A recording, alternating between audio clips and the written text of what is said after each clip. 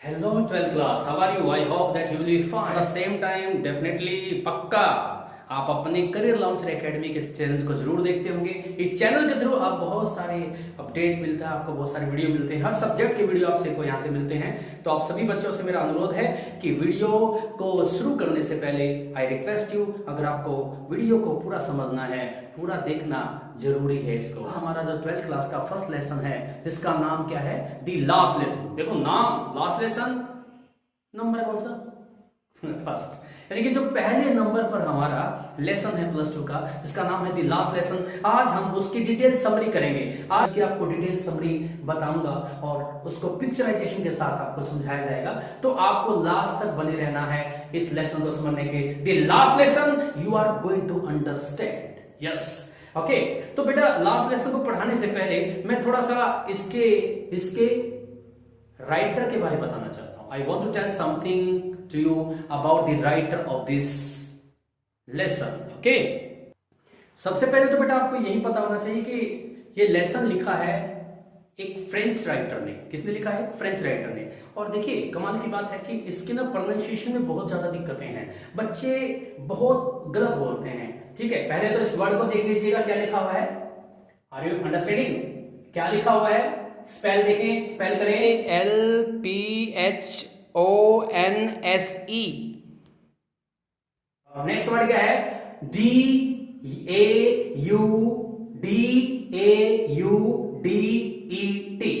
Okay, अब इसको बच्चे पता नहीं अलग अलग तरह से बोलते हैं। पहले तो ये फ्रेंच राइटर है, फ्रेंच लैंग्वेज में इसको कैसे बोला जाता है आपको समझना है, इसकी प्रोनाउंसिएशन ही सुननी है कि फिर इसके बारे में बात करेंगे। तो इस राइटर को बोला जाता है अल्फॉन्स डॉडे। कई बच्चे डोडेट, दाउटे, पता नहीं क्या क्या बोलते हैं। डोडे, टी साइलेंट रहेगा। ठीक है, तो पहला काम देखिए वैल्यूएबल होगी वीडियो आपके लिए बहुत ही। पहला तो हमने इसकी प्रोनाउंसिएशन इसी की चोट करी थी। Last lesson is written by Alphonse Daudet. Pronunciation क्या है इसकी? डोडे। ओके, तो फ्रेंच राइटर है, फ्रांस का राइटर है, तो इसके बारे में थोड़ा सा जानना चाहेंगे कि ये जो राइटर है अल्फॉन्स, पिक्चर देखिएगा, देख पा रहे हैं picture? Yes, he is Mr. Alphonse Daudet। Alphonse Daudet, Alphonse Daudet हैं ये, और इनको जाना जाता है फ्रेंच में, फ्रांस के अंदर इनको जाना, फ्रेंच लैंग्वेज में जाना जाता है, या फ्रांस देश में इसको किस लिए जाना जाता है? इनको शॉर्ट स्टोरी लिखने के लिए और नॉवलिस्ट के रूप में नॉवल लिखने के लिए जानते हैं। तो आप कह सकते हैं Alphonse Daudet is a famous novelist and क्या है? Short story writer.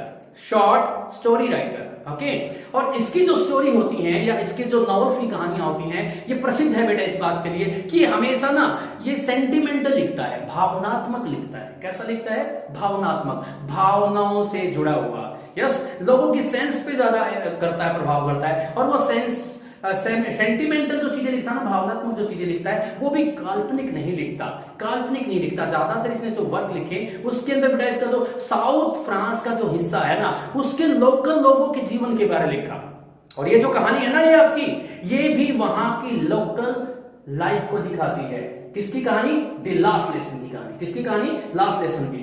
अब ये तो था बेटा, थोड़ा इसकी बैकग्राउंड को समझते हैं कि what is the background of the lesson and why it has given the name और title as the last lesson. इसको लास्ट लेसन ही क्यों कहा गया है? इसको लास्ट लेसन का नाम क्यों दिया गया? Got it? सुनिए, पहले हम बात करते हैं कि जो स्टोरी है ना बेटा, आपको इतना तो पता चल गया कि अल्फॉन्स डोडे की ये एक शॉर्ट स्टोरी है जो कि एक सेंटिमेंटल स्टोरी है, भावनाओं को छूने वाली, दिल को छूने वाली कहानी है। यस, दिल को छूने वाली कहानी है। तो बेटा ये इसमें ना इसका सेटअप क्या है? मतलब हर एक स्टोरी का एक सेटअप मतलब बैकग्राउंड होती है, इसको सेटअप किया गया है। बैकग्राउंड क्या है स्टोरी की? जब क्या है, फ्रेंको, क्या था? Franco Persian war. देखो बोर्ड पे क्या लिखा हुआ है? क्या लिखा है? Franco Persian war.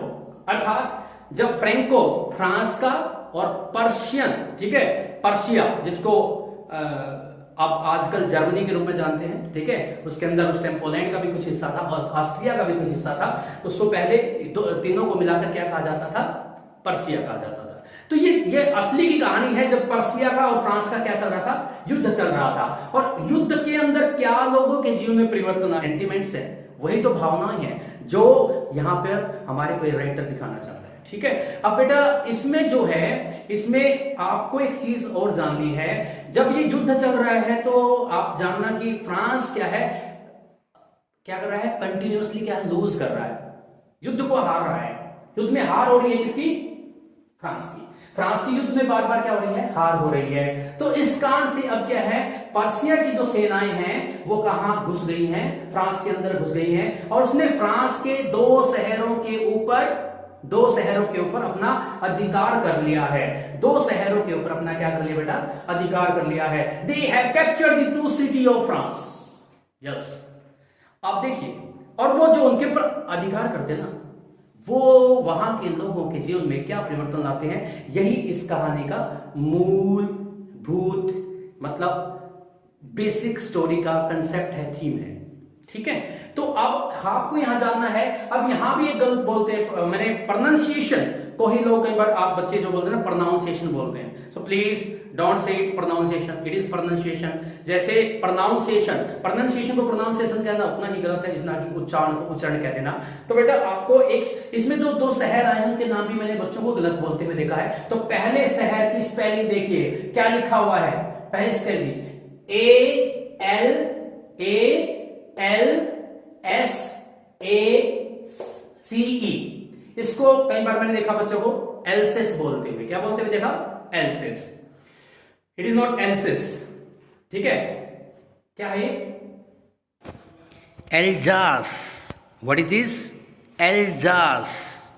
दूसरा शहर है जिसको लॉरेन बोलते हुए देखा मैंने, लॉरेन बोलते बच्चे, लेकिन क्या है, लॉरेन, एच की साउंड आएगी इसमें जब इसको चेक करोगे ना, लॉरेन। ठीक है, एल्जास एंड लॉरेन, ये दो शहर हैं। एल्जास अगर देखा जाए तो सही तो प्रोनाउंसिएशन की एल्जास, क्या बोलते हैं इसको, एल्जास एंड लॉरेन। दो शहरों को कैप्चर कर लिया है किसने, किसने कर लिया बेटा, पर्सिया ने। शहर किसके हैं, फ्रांस के। अब देखिए एज द स्टोरी, ये जो स्टोरी जो है ना बेटा, ये स्टोरी में सिर्फ, वैसे तो पूरा समाज से प्रभावित है। पिछले 2 सालों से मेरी कहानी से पता चलता है कि पिछले 2 सालों से युद्ध चल रहा है, लेकिन एक स्कूल में उसके ऊपर क्या परिवर्तन आता है, तो उसकी एक स्कूल की कहानी है, क्योंकि हम सभी स्कूल से जुड़े हुए हैं। ठीक है, I am a teacher and you are students. Okay, तो बेटा इसमें जो कहानी है एक शुरू होती है, स्कूल के ऊपर कहानी है। ठीक है, और कौन से शहर की कहानी है, एल्जास, एल्जास। ठीक है, ज वाला वाइब्रेशन वाला जे बेटा। ठीक है, कभी थोड़ा बहुत फोनेटिक्स की बात करेंगे हम, तो बताएंगे प्रोनाउंसिएशन का फंडा क्या होता है, कैसे इसको पता चलता है, किसको बोलेंगे। बेटा अभी देखिए, एल्जास जो शहर का एक स्कूल है और उसमें एक बच्चा पढ़ता है जिसका नाम है फ्रेंड्स। क्या नाम है, friends. You can observe their friends. ठीक है, उसका नाम क्या है बेटा, फ्रेंड्स है। और जैसे ही कहानी शुरू होती है, एज द स्टोरी स्टार्ट्स, जैसे कहानी शुरू होती है, we come to know that जो फ्रेंड्स है ये क्या है, स्कूल के लिए लेट है। स्कूल जाना है बट स्कूल के लिए लेट है। ध्यान से सुनना है, यहां से कहानी शुरू हो जाती है कि एक बच्चा स्कूल जाना चाहता है लेकिन वो स्कूल के लिए लेट है, और इसी कारण से उसका मन होता है कि मैं स्कूल ना जाऊं। कारण सुनिएगा, मैं बता रहा हूं कि क्या क्या कारण है।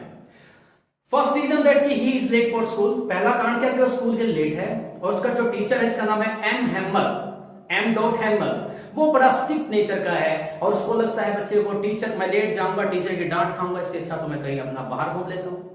यस, कि कहीं बाहर घूम लेता हूँ, टीचर की डांट खाने से अच्छा तो, यस, मार खाने से अच्छा तो मुर्गा बनना वहां जाके। Yes, first reason. Second reason, the teacher has given him, क्या दिया था, रूल ऑफ पार्टिसिपल्स। पार्टिसिपल्स के रूल याद करने दिए थे, और he does not know even a single word. उस बच्चे को एक शब्द भी नहीं आता पार्टिसिपल का। तो एक फिर कारण, टीचर सख्त है, पिटेगा तो ना जाऊं। सेकंड रीजन है ना। अब थर्ड रीजन क्या है, अभी ये तो ना जाने के कारण, मुख्य कारण तो यही है कि उसको कुछ आता नहीं है। अब उसने क्या देखा था, डे वॉज ब्राइट, ब्राइट है, धूप निकली हुई है, बच्चा सोचता है कि यार तो बाहर ही रहता हूँ, बाहर ही धूप सेकता हूँ, और बैग लेके घर से जाता हूँ। घर वालों को कौन सा पता चलेगा, है ना। घर वालों को क्या पता कि मैं स्कूल में हूं या कहीं बाहर हूं, है ना। स्कूल में का नाम लेके चल जाता हूँ, जब छुट्टी का टाइम हुआ घर आ जाऊंगा। फोर्थ रीजन क्या है? जो पर्सिया है ना, पर्सिया की सेना अब भी कहां पे, कौन से शहर में? एल्जास, याद रखेंगे प्रोनाउंसिएशन, एल्जास शहर के अंदर है। और वो क्या करेगा? प्रैक्टिस एंड ड्रिल, यानी कि परेड करते हैं, पीटी करते हैं। वो पीटी कर रहे हैं, बच्चे को बड़ा अच्छा लगता है यार, टीचर की डांट खाने से अच्छा तो क्यों ना मैं क्या करूं, क्यों ना मैं इनको देख लेता हूं, बड़ा मजा आएगा देखने में। यस, तो 4 कारण मैंने बताए। फिर भी बेटा वो बच्चा ना, पता नहीं उस दिन उसके मन में क्या था, he keeps away all these temptation, जो लालच मन में आ रहे हैं ना, उन सबको रोकता है और जल्दी से निकल पड़ता है कि नहीं आज तो स्कूल ही चलता हूं। जैसे बेटा स्कूल की तरफ जाता है, as he move towards the school, जैसे वो स्कूल की दिशा में चलता है तो रास्ते में उनकी यहां पर एक बिल्डिंग थी जिसका नाम था टाउन हॉल। क्या नाम था उसका? टाउन हॉल जैसे आप, और उसके सामने बेटा एक स्क्रीन लगी हुई है जिसको बोला गया बुलेटिन बोर्ड, यानी कि समाचार पट, है ना। जैसे आप कभी भी रेलवे स्टेशन पे जाते हो तो आपने वहां देखा होगा, रेलवे स्टेशन पे जाते हो ना तो वहां ट्रेनों की जानकारी मिलती रहती है ना। जैसे कौन सी? राजधानी एक्सप्रेस अंबाला के रास्ते दिल्ली को जाने वाली अपने निर्धारित समय से आधा घंटा लेट है। यस, इस प्रकार से अनाउंसमेंट चलती है तो जानकारी आती रहती है। तो वहां टाउन हॉल के सामने भी एक ऐसी स्क्रीन लगी हुई है जिसमें पिछले 2 सालों से सारी जानकारी आती है कि कहां कहां फ्रांस युद्ध हार गया, कहां कहां पर्सिया जीत गया, कहां कहां पर्सिया ने अपना अधिकार कर लिया। ऑल द बैड न्यूज, सारी की सारी बुरी खबरें इस बुलेटिन बोर्ड से ही आ रही है। इस बुलेटिन बोर्ड से ही सारी की सारी बुरी खबरें किसको मिल रही है? शहर के निवासियों को मिल रही है। यानी कि मैं एल्जास तो पक्का आपको याद करवा कर रहूंगा कि इसकी प्रोनाउंसिएशन एल्सिस नहीं है, एल्जास है। क्या है? एल्जास। तो बेटा आगे देखिए, जब वो टाउन हॉल के पास देख जाता है तो he saw a big crowd, बहुत बड़ी भीड़, एक बहुत बड़ी भीड़ देख पा रहे हैं, है ना। एक बहुत बड़ी भीड़ को देखता है, he saw a big crowd, एक बहुत बड़ी भीड़ को देखता है।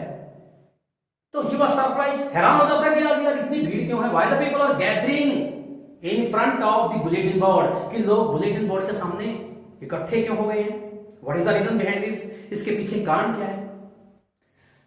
कारण जानने के लिए वो रुकता, लेकिन आपको पता है कि ही वाज ऑलरेडी लेट, वो स्कूल के लिए पहले ही लेट है। तो रुके कैसे? और लेट हो जाएगा और डांट खानी पड़ेगी। तो वो वहां से जल्दी से गुजरता है। तो वहीं पर भीड़ के अंदर गांव का ब्लैक स्मिथ, ठीक है, आपने गोल्ड स्मिथ सुना, ब्लैक स्मिथ लोहार, ठीक है, गांव का ब्लैक स्मिथ वहां भीड़ पे था और उसके अप्रेंटिस होता, जो उसके चेले चपाटे जो उसके साथ काम सीखते थे उसके पास, वो भी सारे वहीं पे थे। वो भी सामने खड़े थे, बुलेटिन बोर्ड के सामने खड़े थे और सूचना पढ़ रहे थे। वो कहता है, बच्चे को कहता है, you have no need to go so fast, आपको इतना जल्दी जाने की आवश्यकता नहीं है। You will reach in the school in plenty of time, समय रहते पहुंच जाओगे। और कई बार कहते हैं ना, अरे स्कूल कौन सा भागा जा रहा है, आराम से चला जा, है ना। जब ये वहां से गुजरता है तो गांव का लोहार, ठीक है, उसको पीछे से हाथ लगाता है, आवाज लगाता है। तो बच्चा सोचता है, he is making fun of me, कि वो मेरा मजाक उड़ा रहा है। क्योंकि कई बार कहते हैं ना, शायद इसने सोचा कि वो इसलिए उसको कह रहा है कि आराम से चला जा, टाइम बहुत है, क्योंकि लेट है, शायद उसके ऊपर कमेंट कर रहा है। क्या कर रहा है? कमेंट कर रहा है। और ये वहां से जल्दी से निकल लेता है। ये जैसे जल्दी से भागता है तो भागता हुआ जाता है। तो बेटा ये ना, जब ये मिस्टर हैमल के गार्डन तक पहुंचता है, मिस्टर हैमल का गार्डन कौन सा होता है? टीचर का कौन सा गार्डन होता है? अरे बच्चों, आपको जान के हैरानी होगी कि उस टीचर को उस स्कूल में काम करते हुए 40 साल हो गए। He is working in that school. Mr. Hamill, यानी कि M. Hamill is working in that school from last 40 years. पहले 40 सालों से काम कर रहा है। और जो उसने कभी छोटे छोटे पौधे लगाए थे ना, आज वो पेड़ हो गए थे, अर्थात एक बगीचा तैयार हो गया था। इसलिए कहा गया है मिस्टर हैमल का गार्डन, है ना। जैसे वो बच्चा मतलब बाउंड्री में पहुंचता है स्कूल की, जहां पे मिस्टर हैमल ने गार्डन तैयार कर रखा था, तो he was out of breath, सांस फूल गई थी। हाँ पढ़ा इसको बोलते PANT, ठीक है, he was panting, हाँप रहा था, है ना। जैसे वो हाँपता हुआ वहां पे जाता है, सांस उसकी फूली हुई है, तो उसने एक चीज अजीब सी वहां पर देखी। वहां पहुंचने के बाद उसने महसूस किया, he felt that it was a strange thing, ये एक अजीब चीज थी। The school was silent like Sunday, ये स्कूल जिसमें बच्चों की चहलकदमी होती है, कभी आप संडे को जाना अपने स्कूल में तो आपको वहां कुछ नहीं मिलता, और जिस दिन आप होते हो ना स्कूल में, अब जैसे कोरोना काल चल रहा है ना, स्कूलों में कुछ भी नहीं है, क्योंकि बच्चों आपके बिना कोई स्कूल नहीं है। स्कूल बच्चों से है, बच्चे हैं तो स्कूल है, नहीं तो वहां कोई रौनक नहीं है, कोई रौनक नहीं है।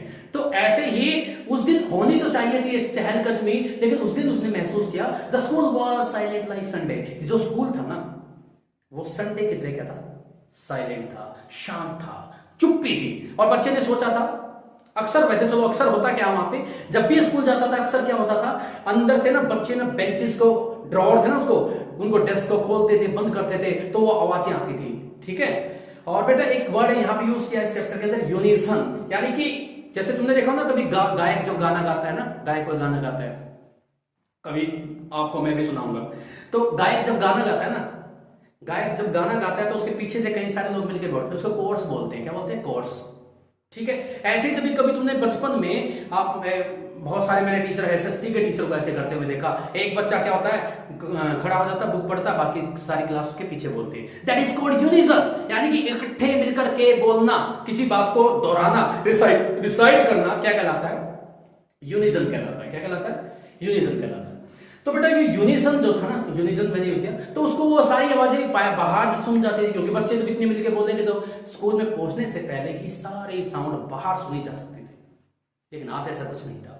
और क्या सुनता था कि रैपलिंग ऑफ द स्टिक्स, मतलब जो एक रूलर रखता था, आयरन रूलर मतलब लोहे का, मतलब स्टिक रखता था कौन? टीचर, और वो बार बार बच्चा चुप हो जाओ बच्चों, उसको बेंच पे मारता था ना, तो उससे एक साउंड क्रिएट होती थी, वो भी सुनाई देती थी, वो भी बाहर सुनाई देती थी। लेकिन आज कुछ नहीं था।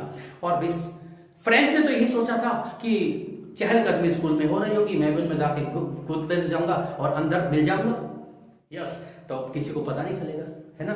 लेकिन आज ऐसा नहीं हुआ। अब सारे के जैसे ही खिड़की से देखा, फ्रेंड्स ने जैसे खिड़की से देखा, सारे बच्चे अपनी अपनी सीटों पर आराम से बैठकर पढ़ रहे हैं। ओ माय गॉड, ये तो बहुत मुश्किल हो जाएगा, अब मैं कैसे जाऊंगा अपने टीचर के सामने? It will be very difficult for me to enter into the class and to face the teacher who is known for specially his strictness, जो अपनी शक्ति के लिए जाना जाता है, जो बात बात में गुस्सा करता है, पीट देता है, यस। लेकिन क्या करें, जाना तो था ही। ये हिम्मत करके दरवाजा खोलता है तो आगे से टीचर बोलता है। जैसे ये हिम्मत करके दरवाजा खोलता है तो आगे से टीचर बोलता है,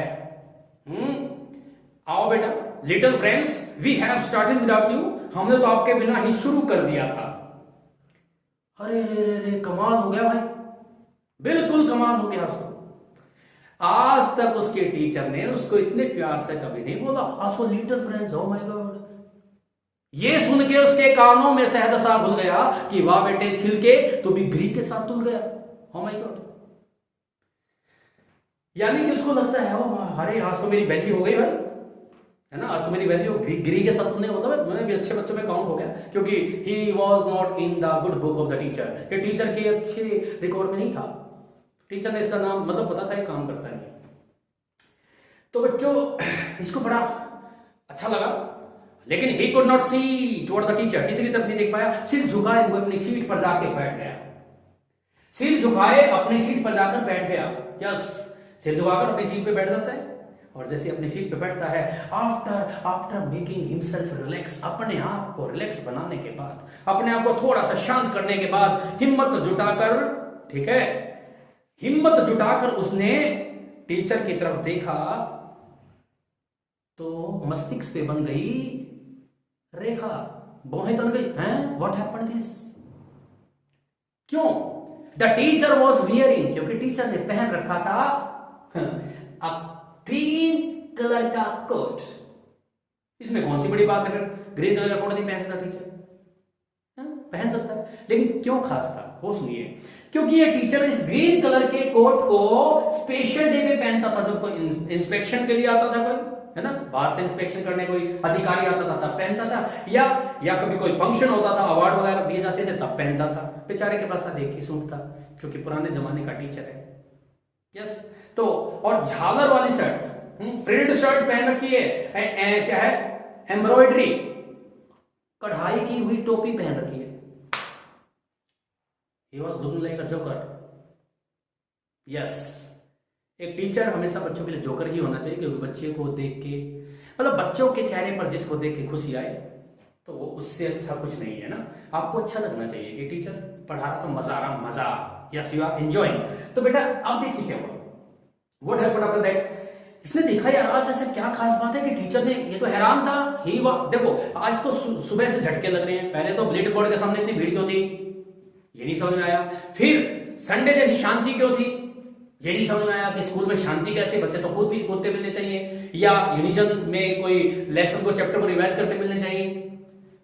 फिर अगली हैरानी की बात क्या, टीचर ने यार ये ग्रीन कलर का कोट क्यों पहन लिया, why the teacher is wearing the coat of green colour, है ना। अब हैरानी का एक झटका और लगना है, लगे 440 वोल्ट का झटका ना। अभी 440 वोल्ट का झटका इसको लगने वाला है। ऐसा क्या होने वाला है, जैसे इसने हिम्मत करके, as he turn his neck toward the back benches of the class, class के बैक बेंचेस हमेशा खाली पड़े रहते थे, जैसे बच्चे ने हिम्मत करके अपनी गर्दन को घुमाया, ठीक है, और पीछे की तरफ देखा तो बदल गई मस्तिष्क की रेखा, है ना। क्या देखा, क्या देखा कि सभी के मस्तिष्क ऐसे ऐंठे थे। और कमाल की बात तो यह है कि आज बैक बेंचेस खाली नहीं थे, उन पे गांव वाले बैठे थे। यस, आज उनके ऊपर बेटा के गांव वाले बैठे हुए थे जो हमेशा खाली रहते थे। अब सपोज करो तुम्हारे क्लासरूम के अंदर तुम्हारे माता पिता कभी पढ़ने आ जाओ, तो उस दिन तुम्हारे से शरीफ शायद कोई भी बच्चा हो, है ना, दुनिया के सबसे शरीफ बच्चे हो गए, ऐसे बैठे हुए, है ना। तो आज कुछ ऐसा ही हाल था। अब इसके दिमाग में पता नहीं चल रहा है कि why the police are sitting in the classroom. तभी बिजली की कड़कड़ाहट की तरफ कुछ शब्द उसके सुनाई देते हैं। The teacher said that today is my last lesson. Why the lesson is given the name of the last lesson. Teacher ने कहा कि प्यारे बच्चों, गांव वालों, आज मेरा अंतिम पाठ है रे, आज मेरा अंतिम पाठ है, अंतिम लेसन है। Why why the teacher was saying so. ऐसा टीचर क्यों कह रहा था, व्हाट वाज द रीजन। अब इसके दिमाग ने काम किया, फ्रेंड्स के दिमाग ने काम किया और उसको समझ में आ गया क्यों था ऐसा, व्हाई इट वाज सो, ऐसा क्यों था बच्चे। अब दिमाग में आया कि बुलेटिन बोर्ड के सामने, क्योंकि there was an order from Berlin, Berlin से एक ऑर्डर आया है। टीचर ने कहा there is an order from Berlin, Berlin थी उस टाइम पर्शिया की राजधानी और आज भी जर्मनी की राजधानी है बर्लिन। तो कहता है बर्लिन से एक ऑर्डर आया है कि कौन सी, French will not be taught, नहीं पढ़ाई जाएगी इन द स्कूल ऑफ, क्या मैंने पढ़ने से बताई थी आपको, एल्जास, याद आया है ना, एल्जास। और लॉरेंथी स्कूलों में क्या नहीं पढ़ाई जाएगी, फ्रेंच लैंग्वेज नहीं पढ़ाई जाएगी। Now new teacher is coming to teach you German and he is coming next day. पर हाँ, इसको समझ में आया, oh my God, what is the reason of this silence? इस चुप्पी का कारण क्या है, उस भीड़ का कारण क्या है, टीचर के ऐसे कपड़े पहनने का कारण क्या है, गांव वालों का क्लासरूम में होने का कारण क्या है, what is the reason. Now we came to know. अब सब कुछ रिवील हो गया, सब कुछ खुल गया ना। तो प्यारे बच्चों, आज इस बच्चे में एक अद्भुत, अनएक्सपेक्टेड, चमत्कारिक परिवर्तन हुआ। जो बच्चा अपने टीचर को पसंद नहीं करता था, जो बच्चा अपने टीचर को बिल्कुल पसंद नहीं करता था, आज क्या हुआ पता है, जो अपने स्कूल को बिल्कुल पसंद नहीं करता था, टीचर को पसंद नहीं करता था, किताबों को पसंद नहीं करता था, नाउ ही स्टार्टेड, मतलब now he forgot everything about that, उसके बारे में सब कुछ भूल गया, कहता टीचर का डंडा भूल गया। अब इसको लगता अरे अरे अरे ये टीचर ये कल हमें नहीं पढ़ाएगा, ओ माय गॉड मेरा टीचर चला जाएगा। अब उसको अपने टीचर से प्यार हो गया रे। और बच्चे को जब टीचर से प्यार होता है, लगाव होता है, तब वो अच्छा सीखता है ना। जब टीचर की शक्ल ही पसंद नहीं आती, उसको देखना ही पसंद नहीं है, तो how you can learn anything from him और हर, उससे कैसे सीख सकते हैं आप, है ना। तो बच्चों अब हुआ क्या, अब इसको लगता है कि ये किताबें, oh my God these are the books written in French language में लिखी हुई हैं, ये तो कल नहीं पढ़ाई जाएंगी, these books will be my old friend, और ये सारी किताबें मेरी पुरानी मित्र हो जाएंगी। अब तो ये किताबें सिर्फ दिखावटी चित्र हो जाएंगी, चित्र मात्र, है ना। अब तो ये किताबें दिखावटी चित्र हो जाएंगी और अब ये मेरे खुद की किताबें लेने की कल से मेरी पुरानी मित्र हो जाएंगी। ऐसा हुआ, इट हैपेंड। तो होता क्या है बच्चे, आप देखिए बच्चा भूल जाता है, पहले सोचता है ना, आप में से बहुत सारे बच्चे सोचते हैं अभी कभी टीचर ने कोई टेस्ट लेना होता है ना, सोचते हैं इसको बुखार हो जाएगा, उसका आए ना इस क्लासरूम में ना, लेकिन आज वो सब भूल गया क्योंकि उसे लगा कि अब मुझे फ्रेंच कौन सिखाएगा, मैंने सीखा नहीं। Now teacher started giving lesson after lesson, सब कुछ उसने पढ़ाया। अब ये हिस्ट्री मतलब उसने हिस्ट्री पढ़ाई, अपने फ्रेंच लैंग्वेज सब कुछ उसने पढ़ाया सब्जेक्ट। और आज आपको जान के हैरानी होगी, गांव वाले भी अपने पुराने कायदा लेके आए, old mayor, postmaster, farmer postmaster. और वो कायदा इसको कहते हैं ना, प्राइमर रिकॉर्ड यूज किया गया इसके अंदर, कायदा जो होता है अल्फाबेट जिसमें होते हैं, वो भी खोल के सीख रहे हैं कि जैसे आप सीख रहे हैं टीचर के जाने से पहले सब कुछ। और आपको जान के हैरानी होगी, जो बच्चा, जिस बच्चे को कभी भी टीचर का पढ़ाया हुआ कुछ भी याद नहीं होता था, आज उसको एक एक शब्द टीचर का क्या है समझ आ रहा है। कमाल हो गया भाई। क्यों? टीचर ये कहता है, टीचर भी रिग्रेट करता है, पश्चाताप करता है कि बच्चों मैंने शायद आपको अच्छे से नहीं पढ़ाया, मैं भी आपको ना बाहर भेज दिया करता था, ये मेरा भी फॉल्ट था कि मैं आपको ना जो कहता था बच्चे पढ़ते नहीं है, चलो उन्हें पढ़ना तो है नहीं, पौधों में पानी दे दो। Yes yes yes. बच्चे कौन सा सुनते थे? आज बच्चे भी सुन रहे हैं, टीचर भी अच्छे से पढ़ा रहा है, दोनों की इंटेंशन और चमत्कार तो होना ही है जब बच्चों का और टीचर का मेंटल लेवल मैच करने लग जाता है। टीचर जहां पढ़ा रहा है बच्चा वहीं पहुंच जाता है, या बच्चा जहां पढ़ना चाह रहा है टीचर वहीं पहुंच जाता है, तो लर्निंग टेक प्लेस। तो वहां ज्ञान की अभिव्यक्ति है ना, उत्पत्ति होती है ज्ञान की। तो बच्चों जब आप उसको समझ में आ रहा सब कुछ, टीचर से पार्टिसिपल के रूल पूछता है तो सारा मिक्सअप कर देता है, इसको आता तो कुछ है नहीं, टीचर्स को बैठा देता है। तो बीच बीच में ना कबूतर कूक रहे हैं, कबूतर जैसे होते हैं क्लासरूम में तो कूकते हैं, तो इसको याद आता है, किसको? फ्रेंच को लगता है क्या जर्मनी वाले क्या पर्सिया वाले अब इन कबूतरों से भी क्या करेंगे, जर्मन बुलवाएंगे। यानी कि इसका मतलब क्या है, it is a symbolic language use here. यहाँ पे एक सिंबॉलिक वर्ड दिया, मतलब कि जब हम गुलाम होते हैं तो उसका आसपास के पर्यावरण वातावरण पर क्या प्रभाव, एटमॉस्फेयर पर क्या प्रभाव पड़ता है। What changes slavery brings, क्या दास्ता क्या चेंजेस लाती है in the life of the human beings. मैंने कहा था ना, ये राइटर कैसे लिखता है, सेंटिमेंटल लिखता है, सेंटिमेंट्स भावनाओं से खेलता है। और रियल की कहानी है तो सेंटिमेंट्स तो हो गए, है ना।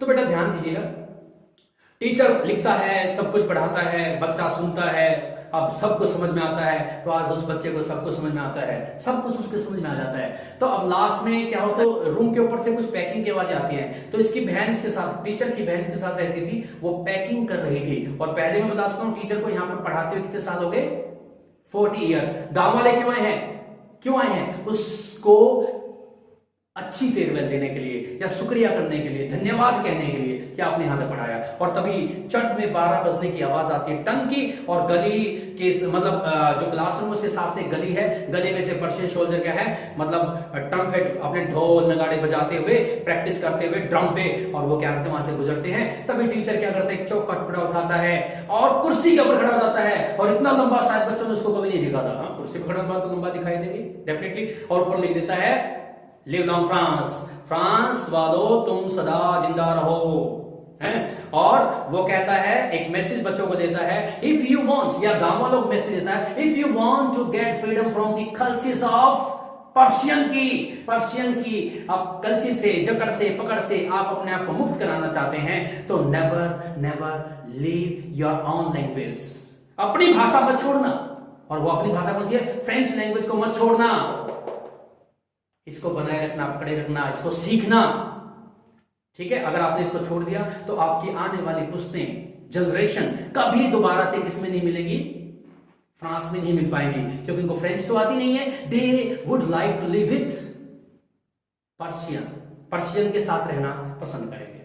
तो वो लिखता है फ्रेंच लैंग्वेज के अंदर, और फिर क्या कहता है, और वो कुछ कहना चाहता है, he want to say something, वो कुछ कहना चाहता है और कुछ कह पाता है इससे पहले कि भावुक जब हम हो जाते हैं ना तो हमारा गला चौक हो जाता है, तो उसका गला चौक हो जाता है। उसने कुछ नहीं कहा, ही मेड अ जेस्चर, उसने सिर्फ इशारा किया कि रे आज की क्लास समाप्त हुई, आज की क्लास हमारी समाप्त हुई। तो इसी के साथ ये लेसन पूरा हो जाता है। और मैं उम्मीद करता हूं कि आज की ये जो हमने स्टोरी डिटेल समरी पढ़ी है, सुनी है ना, ये हमें पक्का याद हो जाएगी और आप इसको कभी नहीं भूलेंगे। इसमें से अच्छे से क्वेश्चनों के आंसर दे पाएंगे। मेरे साथ फिर हाजिर होंगे और मैं आपसे उम्मीद करता हूं कि चैनल को लाइक कीजिएगा, सब्सक्राइब कीजिएगा और शेयर जरूर कीजिएगा वीडियो को। और साथ में मैंने फिर कहा कि हमारे पास आपकी हर एक समस्या का समाधान है। अगर आपको किसी भी टॉपिक पे दिक्कत है और उस टॉपिक को आप अच्छे से समझना चाहते हैं, comment us in our comment box and definitely we will give you the solution of your problem. और जो भी टॉपिक की वीडियो आपकी डिमांड होगी, उस टॉपिक की, उस विषय की वीडियो आपको नेक्स्ट डे ही प्रोवाइड कर दी जाएगी। तब तक के लिए आप सभी का धन्यवाद।